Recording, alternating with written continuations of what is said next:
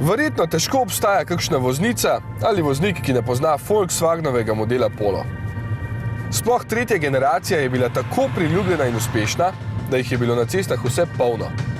Četrti je potem zmanjkalo pri izgledu, ampak bo verjetno takoj pozabljena, ker je sedaj tu peta. Bistveno lepša. Tradicionalno nemško oblikovanje je zamenjala bolj sodobna podoba, ki malo posnema golfa, dodaja pa še nekaj mladostniške razigranosti, zato izgleda tako sveže. Ker je malo nižji in širši, že na prvi pogled deluje tudi malo bolj športno, vse skupaj pa je zasluga mojstra oblikovanja Walterja de Silve.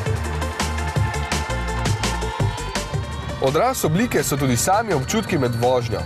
Nemci so hoteli po dinamiki vožnje doseči najboljše v razredu, zato je volan natančen in podvozje čudovito uglašeno. Čeprav bi bilo lahko za voznika malo več občutka na volanu, vseeno ve, koliko Polo zmore in kdaj gre prehitro. Vožnja pa je kljub kar 17-palčnim kolesom še vedno dovolj udobna. Sam bi raje izbral manjša, ker to ugodno vpliva tudi na porabo goriva. Pa tudi zavore bi bile po večkratnih zaviranjih boljše, če bi bili zadaj namesto bobnov koluti. Pri boljših paketih opreme je armaturna plošča odeta v mehko plastiko, ki je precej lepša in prijetnejša na otip. Notranjost tako deluje za razred bolj kvalitetna, čeprav je prostor ostal nekje na ravni predhodnika.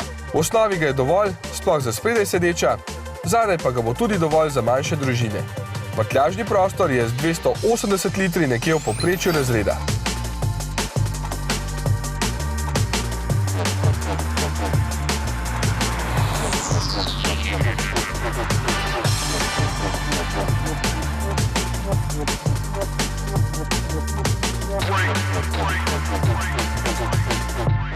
Ob odlični namestitvi tukaj za volanom in sicer krasni preglednosti vse okrog, pa ne morem mimo vzvratnih ogledal, ki sta daleč premajhni in slabo pokrivata dogajanje ob vozilu.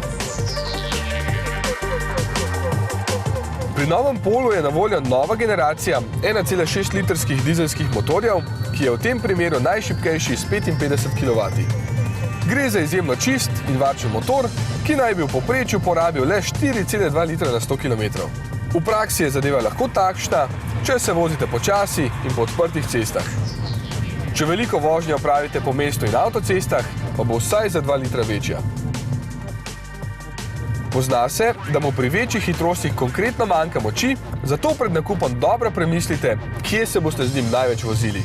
Sam še vedno mislim, da se bolj splača za 1000 evrov cenejši in 10 konjev močnejši 1,4 litrski benciner.